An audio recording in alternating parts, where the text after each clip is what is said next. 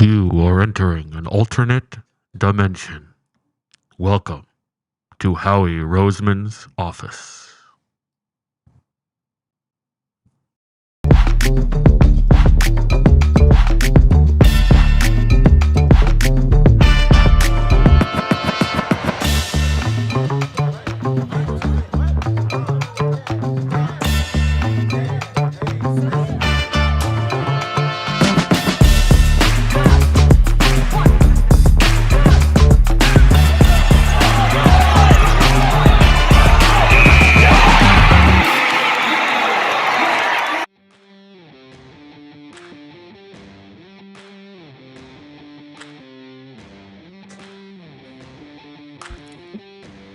All right, guys, thanks for coming in today. Good to have you here in my office. By the way, I'm calling it the Xfinity Studio, just so you know. It's a deal I worked out. I also had Bet365 and Ashley cater this meeting for us. As you know, we do this every year. This is just a chance for everybody to throw whatever crazy ideas you have. Let's discuss them. We don't need to worry about involving Vic and Nick in these things. These are just theoreticals. I want to just, use this opportunity to talk through some potential big things that we could do. Howie, I feel like you're being a little bit, you're kind of putting the cart before the horse here. First, you should have told the audience you are Howie Roseman. And B, I know you don't. I don't need to tell you who I am. I know that you probably won't call it this, but I feel like most people would call this meeting the deal zone. You're fired. Get out of the office. Sorry, Howie. Now it's on you to go pick up the Wawa that I ordered. So please pick that up. Okay, and happy to. Let's get to the start of this meeting, and I'm gonna kick it to you, my friend.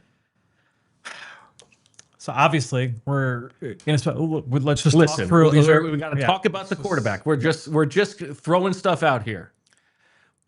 Obviously, this year did not go the way that we would have wanted. And the offense was a big reason for that. That's why this is such a big deal presented by our friends at Wawa. I think that we should at least broach the subject. And we know that it's hard because of the, right now, Jalen's cap number next year for 2026 is about $32 million. We gave him that big extension a couple years ago after the first Super Bowl. If he were traded before June 1st, that number more than doubles to about $66 million in dead money. It's a large sum of money. That said, shout out Jimmy Kemsky. When you look at our, now you're fired too. You look at the last few years, we have incurred large dead cap hits in the past. For the last 4 seasons, about 25 to 31% of our cap was consumed by dead money. In 2021, that was the year when we traded Carson. We dealt with the COVID fallout. The cap was shorter. That number was 35%. So it was a large sum of the cap going towards dead money. Right now, the cap for next year is about $304 million, roundabout. 35% of that is $106 million in dead cap that we could potentially hit. That's our ceiling. That's our limit. Right now, we've got $45 million in dead cap right now. That's before any other moves are made. So we know, all right, that gives us about $60 million to work with at most. There's more that's coming from some of these voided contracts. If we don't bring Dallas back, if we don't bring Dallas Goedert back, that number is good. That'll be $20 million in dead money if we do not extend him. Thank God we paid Bryce Johnson so much money. This is great. There's a lot to go through. Shout out sorry, by the way. I apologize. I'm fired. I'm totally fired. Yeah. An AJ Brown trade that would make his number go from 20 million to 43.5 in dead money. So we're talking about an increase of 20 million there, over 20 million. We know that if we make a trade here, it's either we wait till June 1st and we don't have an option in terms of replacement from out of house. It would have to be Tanner McKee. We'd have to hand the ball over to Tanner. If we wanted to make a deal before June 1st and we try and find someone in the open market, there are some names that we can go through and kind of talk through. But if we think that 35% of the cap in dead money is the limit, what if we went this way?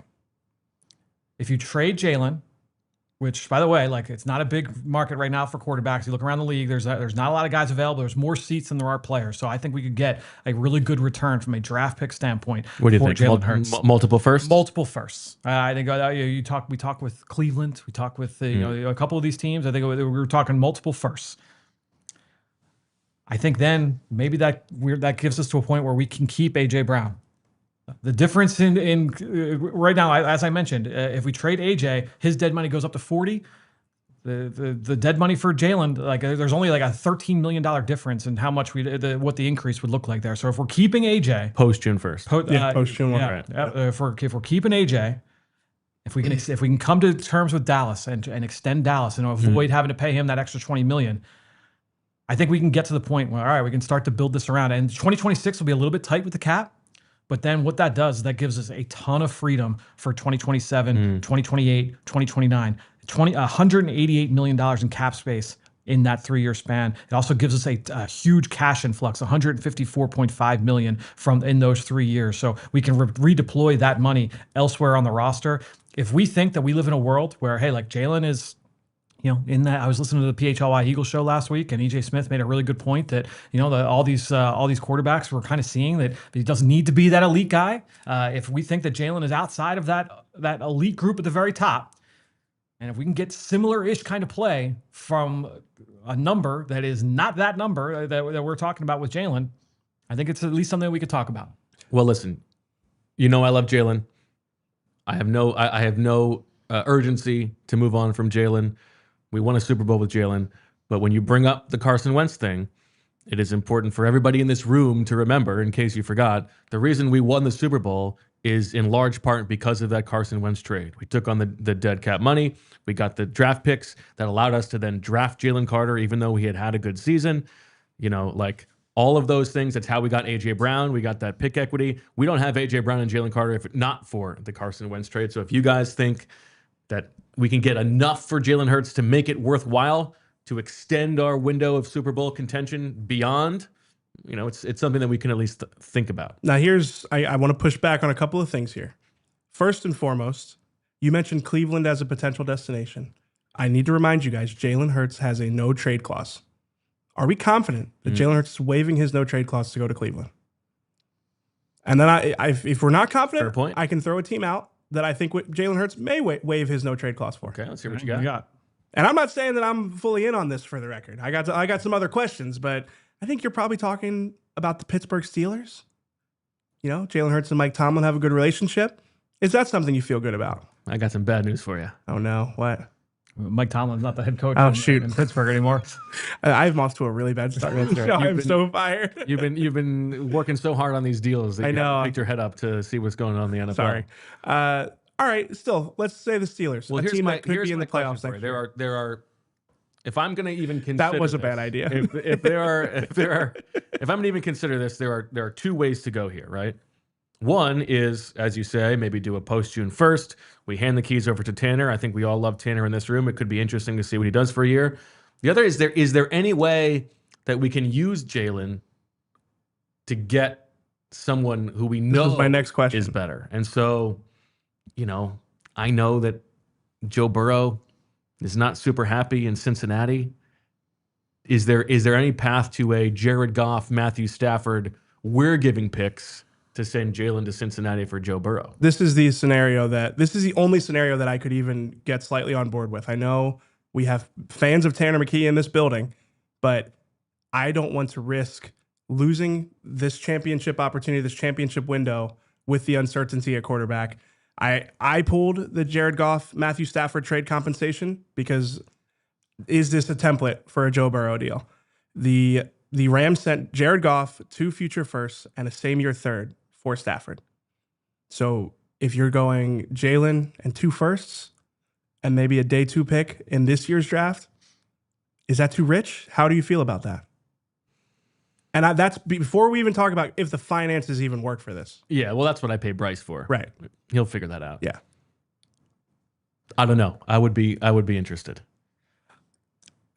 I don't know that we can get the financials. I think by making a move that we're talking about, and again, we're talking about this as a hypothetical. I think that the purse strings are a little tight in order to try and get that in. I think that it's probably more likely that it would be a situation where we're going with a quarterback on a rookie contract. And that's where obviously Tanner is. And I think to me, it would probably make sense to do similar to what Green Bay did with Jordan Love, where he take it where they trade Aaron Rodgers, they extend Jordan Love by 1 season. They give, hey, we're going to give you a 2-year runway. We let Tanner play out the season. And then if it doesn't go well, then we have more ammunition with draft picks that we're getting back to potentially make a move in next year's quarterback class. It's supposed to be a pretty rich quarterback group next year in the draft. And if it does go well, then great. Then we've got our guy with Tanner and we move forward there. I'm out. Just presenting it Out as on what? No, yeah. I think it was a compelling argument. I wouldn't want to take that big of a leap out into the cold of not having a franchise quarterback with a roster this talented. All right. Well, that Wawa was delicious. Let's put it away. Otherwise, I'm gonna just keep eating, and I can't be doing that with the combine coming up. I gotta go to Patachu. Let me throw another one out there for you. What do you think we could get back from Houston if we propose a swap with CJ Stroud?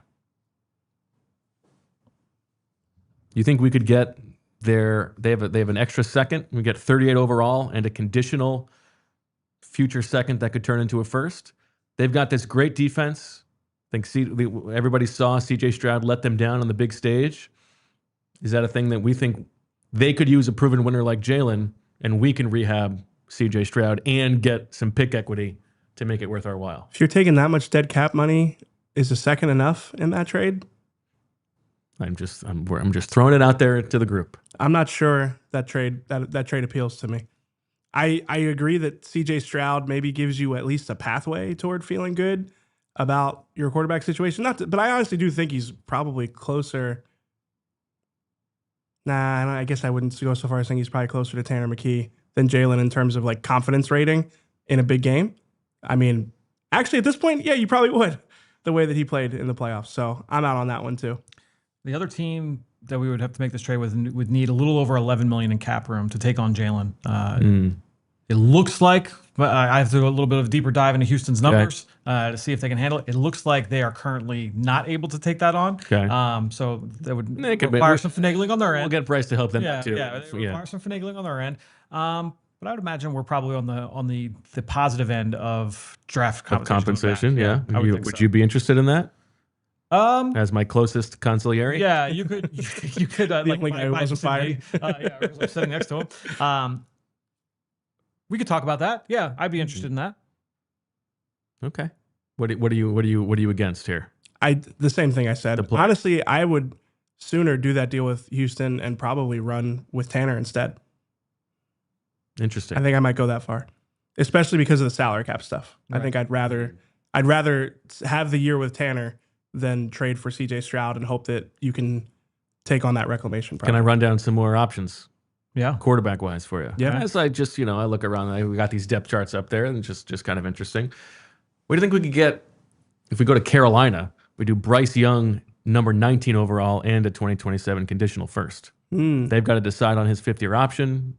We get him now, give him 1 year. I don't know. I just don't know that there's that big of a difference between Tanner and Bryce Young. Okay. Like from like Bryce Young is probably better, but how much better would I rather just take the extra pick conversation? Now, I think any trade that we're making in this situation has to come with a 2027 first. Like we want as many picks for 2027 as possible, knowing full well this year is the recalibration year. This is our 2016, or this is our 2016. This is our 2021 season.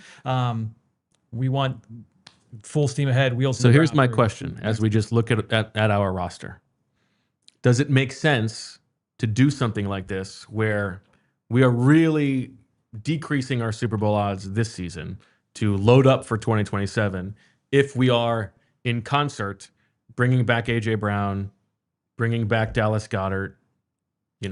Postponing the, eventually we're going to have to pay the guys on defense. Does that make sense? And not knowing if we're going to have Vic in 2027. Presumably not. Yeah. It's a fair point. Do you think it's interesting because maybe it's a tough needle to thread. Maybe you frame it like you're going to take your medicine. You're going to take a lot of dead cap money next season and plan on having a young defense. Now, again, you have a big question at coordinator potentially there, but maybe you try to close this window a year early to open another window in the short aftermath after that.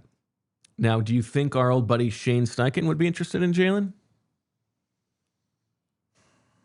They don't have any firsts this year. Could do something like 47 and then 2 future firsts. Yeah, I don't think a first in 27 and 28, but they've already given up so many picks. I don't think they're in position to be able to give up more capital. Okay. What about Arizona? Do you think we could get number 3 overall from Arizona? I don't know. I don't know that I won 3 overall. Yeah, that doesn't really answer your. Let me question. pivot then to our top draft guy. You don't love 3 overall this year? I mean, what if we then move down? I don't know that 3 overall in 2026 is equal. Like, it is not the 3 overall that we come to. We could get that Maui Goa guy. All of a sudden, we've got Lane's replacement. Yeah, not worth it. I just don't know that look, the number 3 pick is the number 3 pick. It's a great resource to have, but the 2023 or the number 3 pick in 2026 is not equal to the number 3 pick in other years. The caliber of talent is not the same than what we come to expect. Okay, so I feel like we net out here. This is going to be pretty difficult to do. Yeah, we all love Jalen. We're happy to have Jalen, but unless something presents itself that's really overwhelming in terms of value, we probably continue with Jalen for another year. What do you think? I think so. Yeah. Just presenting it as an option, knowing that this is a meeting that we have at the end of every season in Howie Roseman's office. Nothing leaves this room, guys. Yeah, I mean, you hear the guys. And by the way, I'm going to be checking all your phones. There's going to be a leak test, but yes, there is. Nothing leaves this room. This is a safe space. This is just throwing stuff out. Yeah, I mean, you hear those guys on the PHLY Eagle show. They're always like, "Oh, you don't think these conversations are happening in the building?" So, I mean, we gotta have these conversations. That's a good EJ Smith impression. I mean, yeah, nobody does one better. Yeah.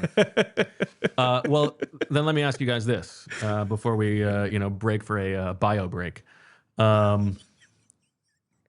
If we're not going to trade Jalen, let's think about Tanner, because we've only got 1 year left on his rookie deal.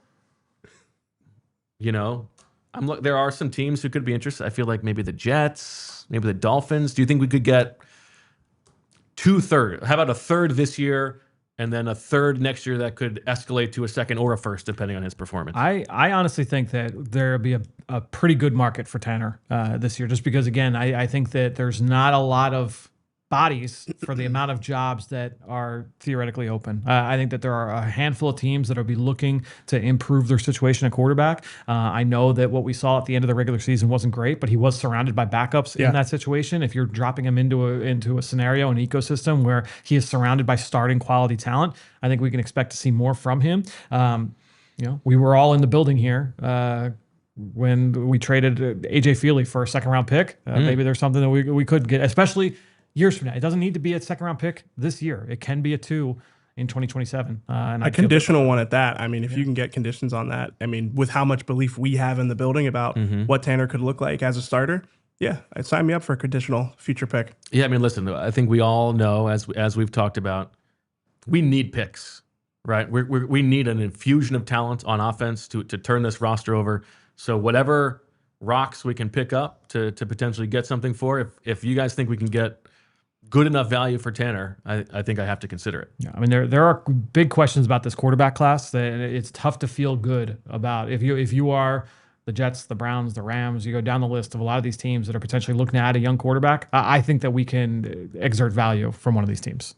All right, I gotta pee. Let's take a break. Everybody, come back in my office in a couple minutes. I heard the bathroom's not working though.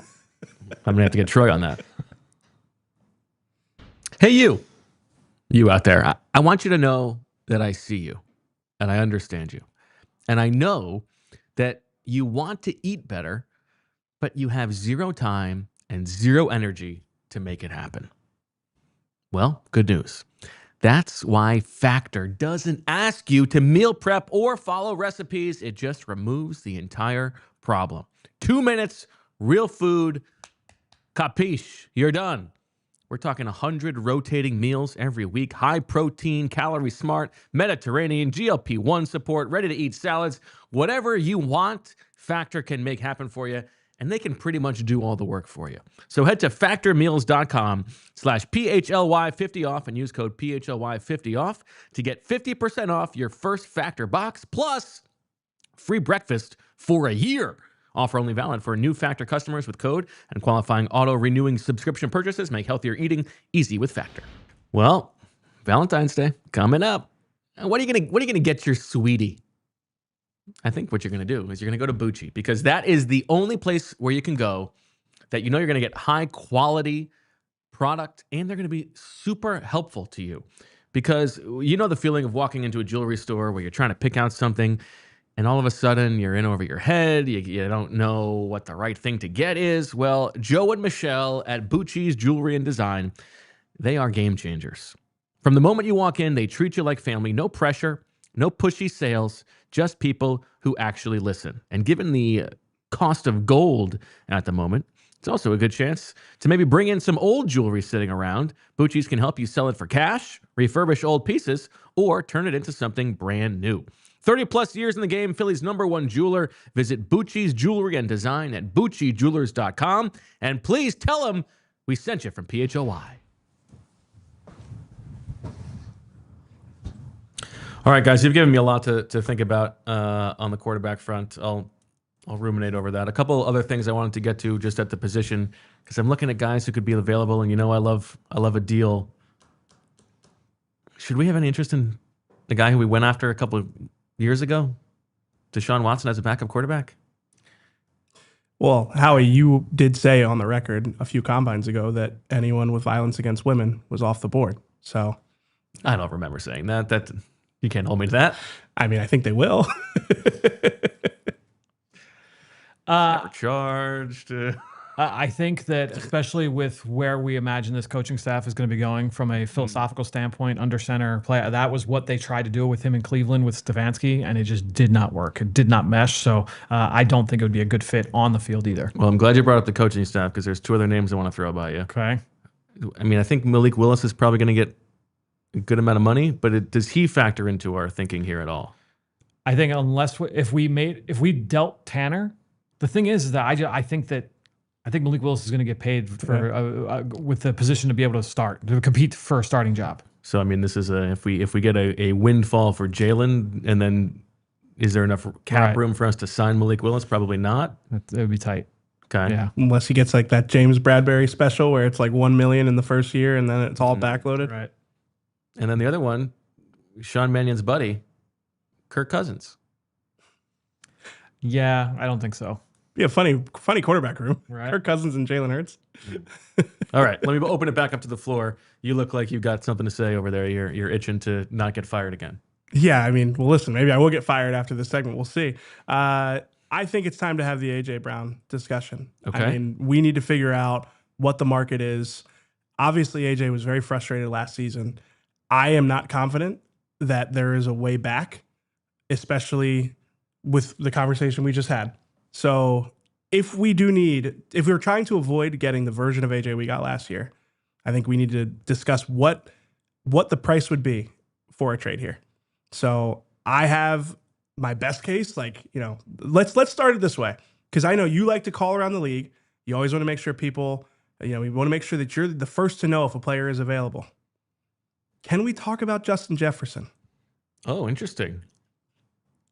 As AJ is a part of the deal, we're going to have to throw significant capital in. But is that something that we could stomach, trading?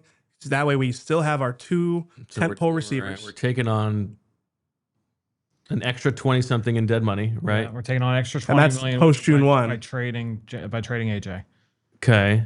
And we're going to have to, now for us, trading for Jefferson's contract is not quite so bad. Yeah, it'll be palatable. But we're also going to have to give up pick equity, presumably. I mean, I think it's at least a first. AJ and a 1. You don't think that's enough? I don't think we can do it. To me, if we're going to move on from AJ, it would be nice to upgrade. But to me, it's more about refilling our draft coffers. Don't you want to set things right after the Jalen Reagor pick? This is your chance, Howie. You are absolutely fired now. You do not dare speak that name in my presence. Get out of here. That's fair. That's fair. Well, like I said, that was my, pipe dream proposal for you. Okay. This is probably a more realistic best case scenario. I know the Patriots are probably going to be interested. I know the Bills are probably going to be interested. I don't want a late first for AJ. Let's get Baltimore on the phone. Let's figure out what it takes to get 14 overall from Baltimore. If it's AJ and a 4, AJ and a 3 to move up to get that pick. Not to move up, but not to move AJ up. Yeah, sorry, to get that pick. Get that pick. So we still maintain 20. Maintain 29. Yeah. Do you think Baltimore says yeah? Yeah, I mean, listen, I know Eric pretty well. Yeah. It doesn't strike me as the kind of thing that he would be into, but it's potentially worth exploring. And I think we all agree that as much as we love AJ, the reason to consider taking on that dead money and trading him now is I think his value is going to depreciate. Sure. And yeah. I think if we especially with keep another him now, season like the one he had we last want year. to try to win the Super Bowl, of course. But my job is to try to win the Super Bowl every year, not just this year. And if we keep AJ, we're probably keeping him for a while, because if it's another season like this, he's another year older. I don't think we're going to get much more than a third. You should write that down for the press conference if we do this. That was good. That was a good way to sell it. If you talk when you talk to Eric to talk through this a little bit, just remind him. Say, you had some success when you went for a vet receiver in Anquan Bolden. You guys had a nice run. Yeah. You found some success when you went with a vet receiver in Derek Mason, and getting him from Tennessee. He's been there for a long time. Yeah. And they go for those guys a little bit long in the tooth. They've had some success there. How do you feel about us trading AJ? I think that there's no way around it. I think that it's something we probably have to just get. I don't even think that that's to me, it's more, how do we not trade him than do we even broach this topic of the attempt to trade him? We're going to save a lot of money in future years too. It's, Yeah. I mean, shout out Jimmy Kempski. It's about $40 million. Times can one guy get fired? I had a nice conversation with Jimmy Kempski on my way in today. You're fired again. We I found the want to see how many times I can get fired. I mean, we will save about $40 million on the cap annually after this season if we trade AJ. It's $29 million in cash savings as well in future years. Our defense is about to get really expensive. I think there's enough benefit on the other side of this monstrous cap hit we'll have to take that I still think that there's a way for this to make sense for us. I think Baltimore's a stretch. I think that's, if you can pull that off, Howie, the fans are going to be saying Howie season, and you're going to be posting that GIF of you, the compilation. It's going to be a good day for you. But more realistically, number 26 from the Bills for AJ straight up, I think that is a realistic trade. It's probably around the lowest. I guess the Patriots at 31. That range, if we can't get either of those picks, now I'm starting to say it has to be a future first, or at some point we just don't play ball anymore. I mean, because he is still a valuable player to us. Yeah, I mean, when we traded for him in 2022, it was for 18 and 101, and that was 3 years ago, 4 years ago now. So to go from 18 and 101 down to the 31st pick or the 26th pick, I don't think that, to me, that's the ceiling. I'd love to be able to try and get a deal done with Baltimore, but if you're saying straight up for the Bills one, I think that's probably the best we're gonna get. Yep. So hands up right now. If we can get 26, we all take that. Yeah, I'm taking that. I think you should take that. Yeah, Okay. I think Hand so. up. Now let me just ask this, just since we're throwing it out there. Could we get more for Devontae? And is there a path to patching things up with AJ by saying he's going to be the focal point of the offense? Could we get more for Devontae? It's like half the dead money. Does that put us in better position? Now, as you're one of the guys in this room that spends a lot of time around the players, I think if you trade Devontae, you're just going to upset AJ even more. I don't think there's a way forward by trading Devontae to appease AJ and his frustrations here. So I know you're a little detached. I'm just throwing stuff out there. I just want to talk it through. I don't think that's helping the situation. I think there's only one way that we can kind of guarantee that AJ will be okay for 2026, and it's something we talked about earlier. So Okay. to me, I think that we're probably moving forward. All right. I got a lot to think about. Let's take another little bio break here. And What is the bio break? Come back and we'll talk about the offensive line. And I have an interesting idea about the defense I want to throw by you guys. Okay. Okay. All right. Come back. I'll see you in a couple minutes. All right. Miss those days when you could get like a good filling meal for cheap. Doesn't happen a lot anymore. Now, I've told you about Wawa doing their part to rectify that in the mornings with their great big breakfast meal deal for just $5. How you can get any sizzly, any hash brown, and any coffee, hot or iced, for just $5. But guess what? The good folks at Wawa are extending that to lunch. So if you are running around and you haven't had a chance to eat yet, you can get the crispy chicken sandwich created your way starting at just $5. And they've even got a new teriyaki recipe that they and I are very excited about. We're talking real food, real value, and built for busy days. No planning, no overthinking. Just swing in, grab what you need, and keep it moving. So start your day strong and fuel up whenever you need with Wawa's $5 deals. Limited time. Exclusions apply. See wawa.com for details. Next, let's talk about Monarch. Managing your money doesn't have to be a struggle this year. You can feel organized and confident in your finances with Monarch, an all-in-one personal finance tool that brings your entire financial life together in one clean interface on your laptop or phone. Whether you're switching jobs like me with past retirement accounts to monitor or just trying to simplify checking your portfolio, Monarch can really be the perfect solution. It's been perfect for me to keep an eye on all my finances in one place, and it can be for you as well. It can be so time-consuming checking a handful of apps, and Monarch really has been the right answer for me. It delivers real results for real people.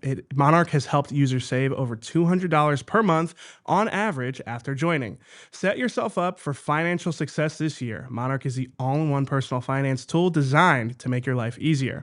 And you can now use code PHLY at monarch.com in your browser for half off your first year. That's 50% off your first year at monarch.com with the code PHLY.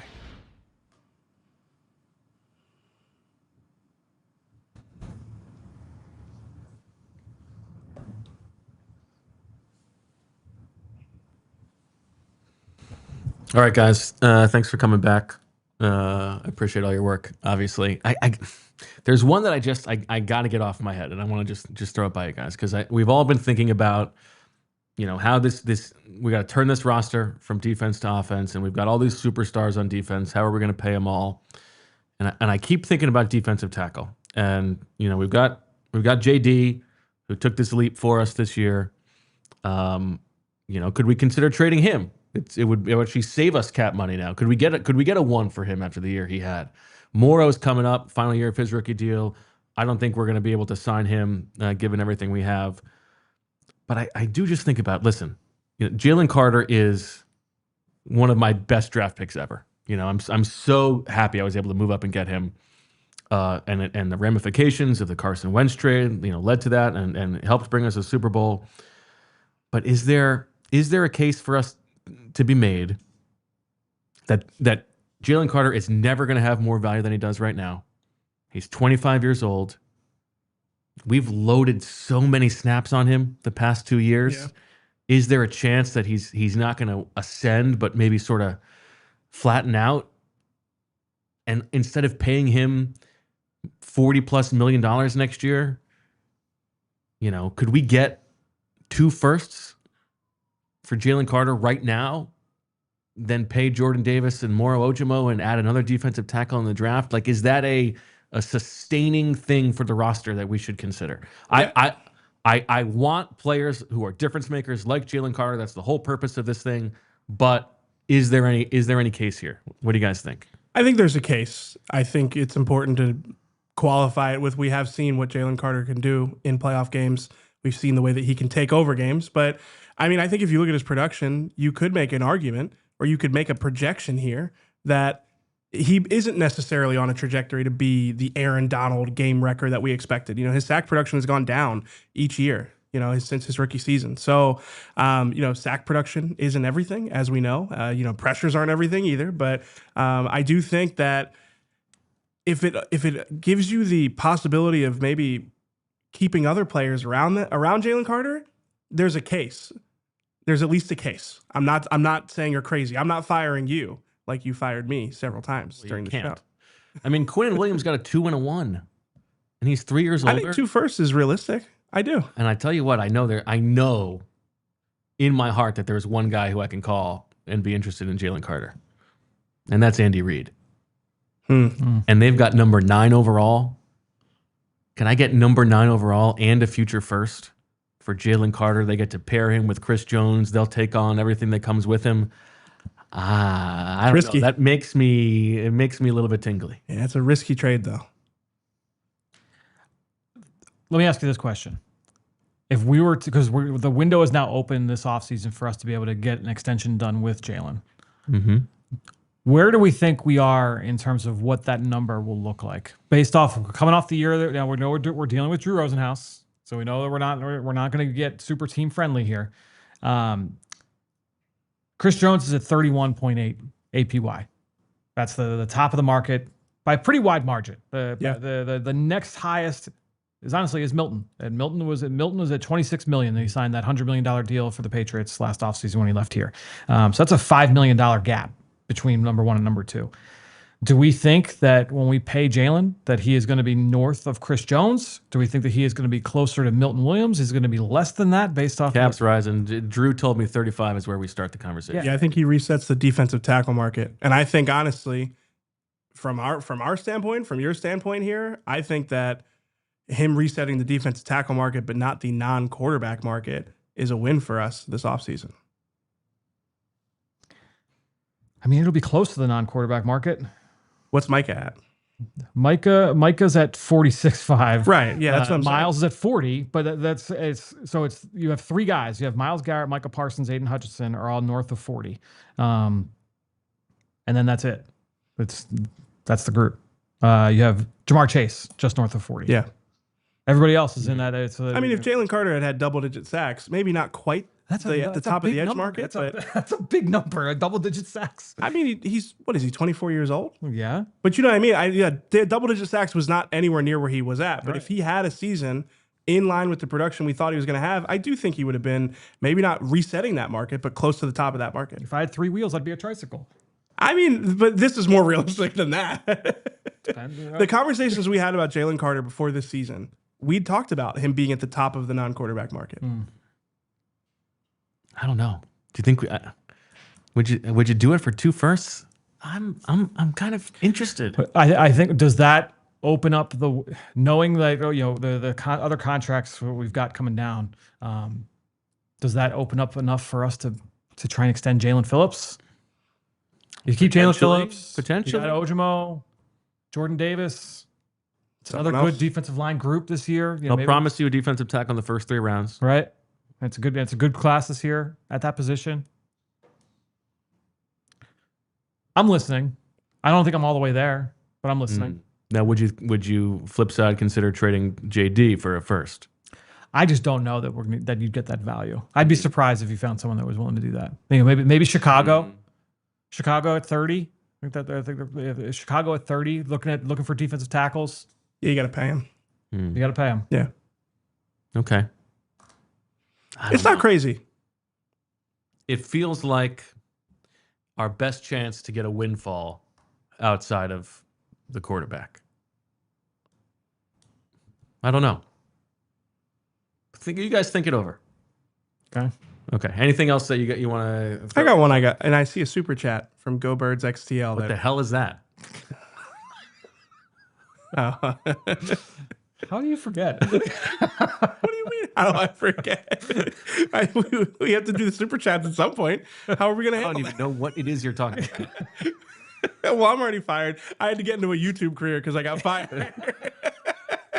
So I've been streaming the whole meeting. You mean this email we just got from Jeffrey?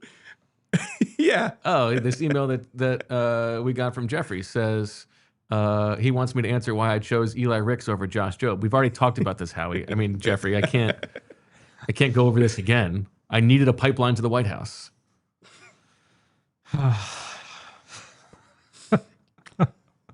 It worked. Read the other email from got Bobby King. Another inbox here from Jeffrey. Well, this is an interesting one we can consider, and I think we were going to talk about this at some point. This is something I want to pound the table for. Yeah. Not the first part. We got an interesting decision to make at linebacker. We drafted Jihad. I still think he could be Micah Parsons on the edge, but right now it seems like he's going to be playing linebacker. If we want to re-sign Nakobe, is there any case for trading Zach Bond? I don't think Zach Bond being traded is part of the equation for me. But I do think, look what we just watched with Milton Williams. Look at the production that he had. I know that guy on the PHLY Eagles show doesn't think as highly as Milton as you guys do. But think about the departure that was for us as an organization.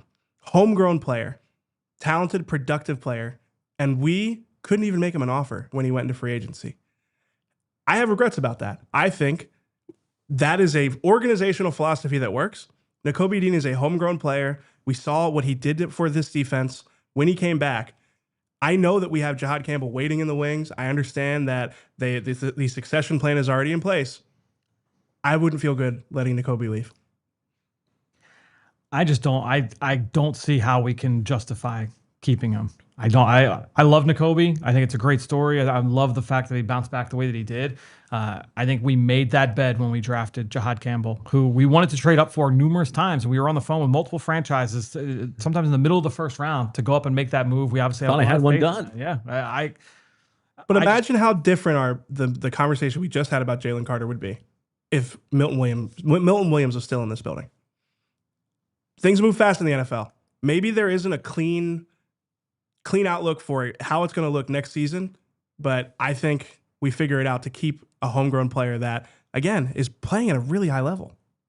I just think that there's a difference at the position as well. I mean, an interior disruptor along the defensive line, a guy that can impact the game the way that Milton can, didn't have the injury history. It's because we're not out of the. There's nothing to say that we're not out of the woods there with Nakobe as well. But what do you think his market would be? I mean, I know, I think there is there a chance his market doesn't materialize to the point where we can bring him back?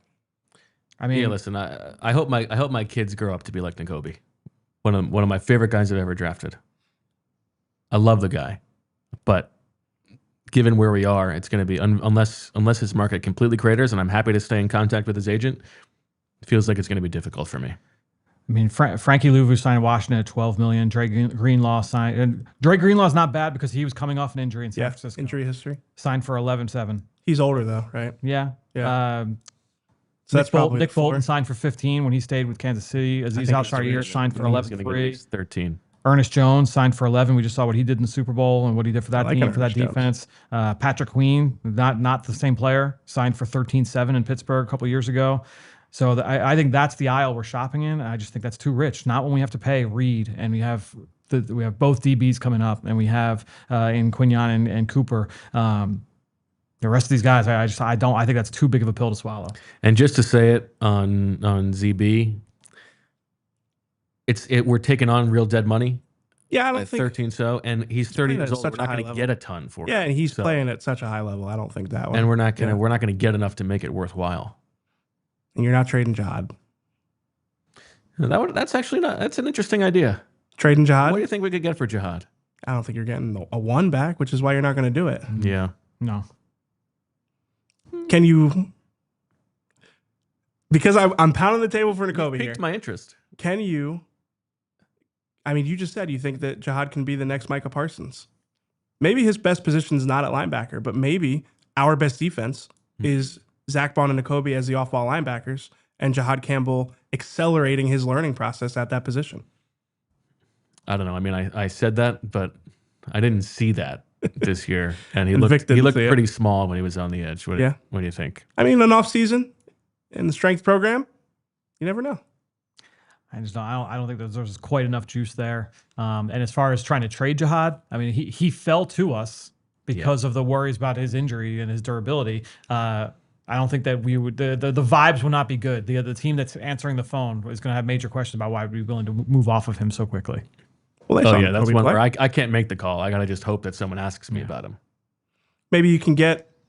Let me look through. I just got a text from an informant watching the show. It says maybe you can get a player for Jahad. Is there a first rounder that didn't pan out last season? Maybe you're failed first for. I mean, failed first is strong, but you know what I mean. I got a text from another ZB. It's impossible for me to fire you this many times. How many firings am I up to? 6? I should just go for 10 at this point. All right. Let's take a break. I got to call security to get you out of here. You and I can keep talking in 2 minutes. Bet365 has 90 million users worldwide. And they live stream over 780,000 events each year with early payout offerings across the NBA and NHL. Did I happen to make a little late sugar on the big game on Sunday night? Yes, I did. Thank you very much, Bet365. Now, we're moving in a post-football world.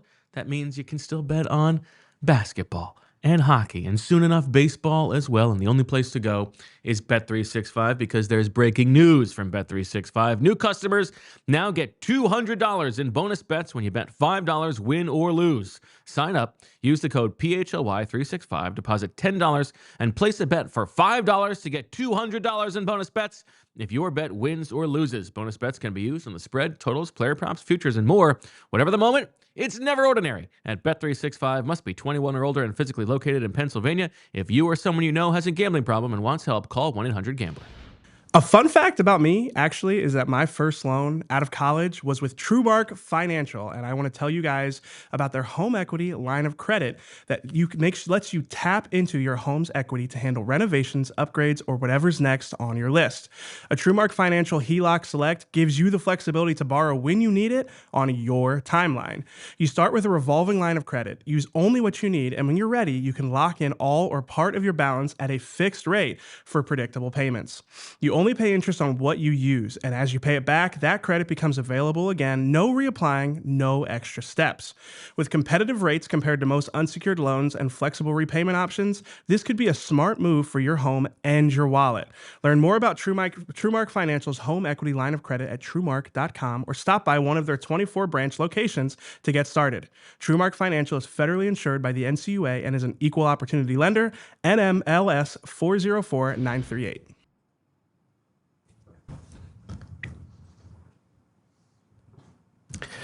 All right, thank God we got rid of that guy.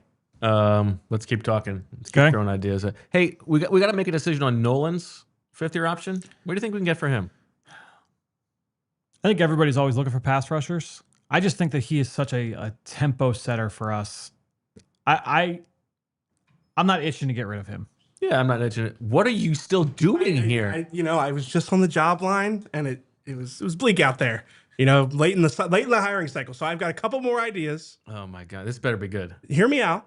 I think I can earn my job back with this next one. Go ahead. I think we need to go into this offseason planning to replace 3 interior offensive linemen. Okay. I don't know what we're going to get out of Cam Jurgens next season. I think we need to. You had talked about. I heard you talking the other day, talking about maybe waiving Cam Jurgens to save money. You're wrong about that. I was wrong about that. Okay. Yeah. Why? Lucky I didn't fire you then. Off to a bad start. I don't think we're going to waive him. I don't think we're going to trade him. I think he will have to be a part of our equation because of the salary cap stuff. Okay. But are we confident that we're going to get 17 quality games out of Cam Jurgens? No. I think we need to have a high level backup in place behind him. I think Kendall. I think what we need to do. Willie Lampkin is here. We need sure things. You just got to raise. Landon Dickerson. There is some uncertainty about not only is he going to come back, but even if he does come back, what kind of player he's going to be. Yeah, I'm talking to LD. I think I'm going to get him to maybe play one more year. But I would suspect so. And then at right guard, Tyler Steen was maybe an NFL level starter, but is he an Eagles starter at right guard? Yeah, I'm personally fine with Tyler for 1 year, but I don't want to pay Tyler after this. Right. So to me, maybe not week 1, but by week 14, there's a chance that we need 3 players who could step into each of those spots. So you're bringing me problems, not solutions. Well, you're the GM, but I can help you. I can help you with some of these solutions. You think I don't know I have work to do on the offensive line? I think that's why we're having this meeting. I think Mekhi Becton's going to be a cap casualty. I think he would make sense as a high-level backup, not bringing him in to start right away. I think a high-level backup. Is he going to be as effective without Stout being here? It's a great question. But I think at the very least, that level of investment is what we need. So I think Mekhi Becton for one of the guard spots, and I think you have to attack it early in the draft. But to me, I think that it's less about what the moves are. It's it's not just we have work to do on the offensive line. It is you may need 3 new starters by the midway point of next season. You need to go into the offseason thinking that way. Saved my job. I definitely didn't save your job. You came in here and told me things I already know. I thought you were going to have ideas. No, I think I came in stronger than what you already knew. How did you even get hired in the first place? Bad job by me. I guess so. Gotta look myself in the mirror. Yeah, got hired in 2015. I think we know 3 interior guys. We also have a right tackle we got to replace. I think Lane's going to come back for another year. Oh, well, but I can't bank on him. Sure. Yeah. Yeah. That's the whole reason we need all these picks. I got to rebuild this offensive line. And I lost the guy who I know can do it. Well, whose fault is that? He's not here. All right. Any other ideas? Anything else we want to throw out there in terms of guys on our roster who could be worth exploring trading? And then I'm going to throw some names around the league at you. Is it worth talking talking? Saquon, but it's we're not going to get enough for him. It's $20 million in dead money. It doesn't really make sense. This is minor. Okay. We're talking incremental here. Is it worth talking to Vic about making Cooper DeJean a safety full time? I think it's a conversation we need to have, and I think us in this room need to think about. We're not going to have Vic forever. That is like the Schwartz, like get a year early on preparing for Jim Schwartz. Right. Yeah. Because I don't know that I want to pay market value for Reed. Market value for Reed is probably, we're talking. 8? No, I think it'll be north of 10. Okay. I think it'll be north of 10 a year would be my guess. I mean, Quentin Lake just went for 12.8, so I don't think you're quite there just because he does a little bit more. It was a pretty friendly, honestly. What can I get a competent nickel for? Competent nickel. I mean, Nate Hobbs went for $12 million last year on the free agent market, leaving the Raiders and going to the Packers. Marcus Jones signed for 11.7. Michael Carter, who's on our roster, he signed for 10.3 a couple of years ago. Teron Johnson's at 10.3. Jordan Lewis at 10. So we're talking in that range for like a solid, competent nickel. And that's not counting the, we get in like Trent McDuffie's going to get paid this spring. That'll be informative for Reed or for Cooper. But that's a good compliment because Trent has that outside versatility too. Well, and that's why, to me, I think the number raises on Cooper if he is still listed as a corner with nickel flex as opposed to a safety with nickel flex. Yeah. Well, just to say it, I mean, they just got 2 firsts for Sauce Gardner. Should we think about that for Q? No. I think you can make the argument, but to me, we are about keeping good players, and I think Quignon represents a lot of what we want to be defensively. I think Quignon is probably top 5 most untradeable on the roster right now.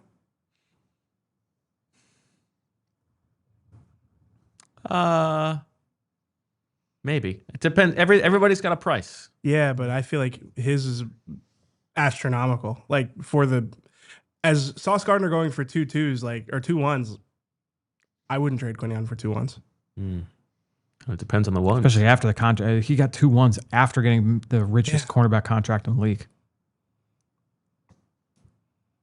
You hand-waved my Jahad Campbell player for player trade. He is the GM. And you're going to trade Quignon for 2 1s? I'm just the whole point of this meeting is to talk through. This is a funny thing I've learned about these meetings is like my idea is it's like, how dare you? Why would you say that? I didn't bring me any names. You're just telling me things I already know. To the caliber of the idea presented.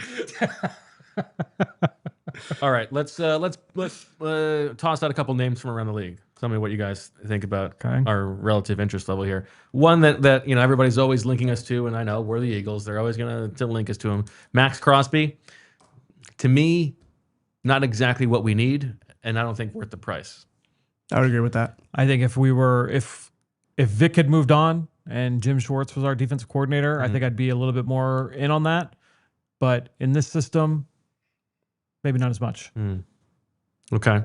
Now, how about if we trade AJ and we want to add a difference-making wide receiver? I know you had the Justin Jefferson idea, which I had to fire you for.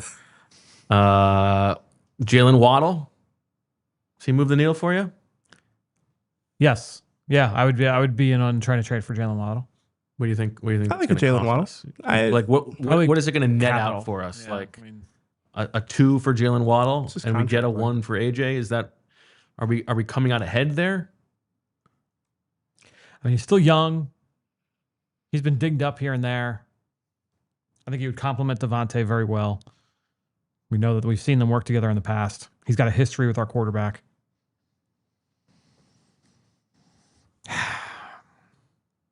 Yeah. I think it would be pretty equal to what we're giving up for AJ, because AJ's been a more productive player, but obviously is older. More So expensive. Well, maybe not. Well, like I guess in I a think trade. it's comparable. Yeah, he's Right. at And so Waddle's we're at 28.2. in theory, we're taking 28.3 million a year. We're taking on the dead cap, and we're not really coming out ahead pick wise, right? No, I don't think we'd be coming out like it wouldn't be noticeably ahead. Right. Waddle's only a year younger than AJ. That surprised me too. So what about Garrett Wilson? I feel like him and Devontae are stylistically very similar. Yeah. Like, I don't know if you're really getting like the basketball team, if that's what you're after. I hate that basketball team stuff. I like it. Give me good players. Yeah. Okay. Yeah. That doesn't. So for what we would be required to go and get Garrett Wilson, I think I'm okay. Okay. Now I love my former first round picks. That's what I'm throwing out here. What about Marvin Harrison Jr.? Local guy. Bring him home. Yeah. Pedigree. Yeah, I'd have the conversation and see what they'd be willing to do. But Monty is still the GM who took him. If it was a complete regime change, then I think we'd probably be able to get a little bit more of a better deal there. My guess is they're not trying to move him at any cost. Brian Thomas. That one, I think there might be, and I think we could. I think we could get him for two. Yeah, like hour two. Right. Yeah. Yeah. And so let's say we get 31 from New England. So now all of a sudden we've got 24 and 31, but we give up our 2 and we've traded AJ for Brian Thomas. Do we feel like that's a good transaction for us? I like that. Yeah. Yeah. I think his skill set would mesh really well with Jalen. In terms of just being like outside the numbers. He doesn't like working over the middle of the field. Obviously, we are going to try to do more of that, but I think Devontae can kind of take on a little bit more of that mantle. The tight end position will take on a little bit more of that. Yeah, you can get me on. Frees you up to prioritize tight end in the draft as well, because you've got your 2 top receivers there. Yeah. Yeah. I like that. Okay. That's something worth making a call about. Yeah. I had a crazy idea the other night, as I couldn't fall asleep. And it's probably a prohibitive contract for them to trade. But do you think we could throw a ton at the Bucks and get Tristan Wirfs? Solve our Lane Johnson problem that way? Yeah. They're not really going to be in the market for that, right? No, I don't think so. I'm just trying to think about guys we could get. So it makes you one of the best GMs in the league. So you know Jason really well. You worked with him for a handful of years. My guy. Yeah. My guess is he's probably not looking to trade Tristan Wirfs. Okay. You guys got any other ideas? What do I pay you for? You don't pay me anymore. That's right. All right. What's your favorite thing that we've talked about so far today? I would say the one that to me, are we still in? Yeah, I guess we're still in character here. Are we still doing our job?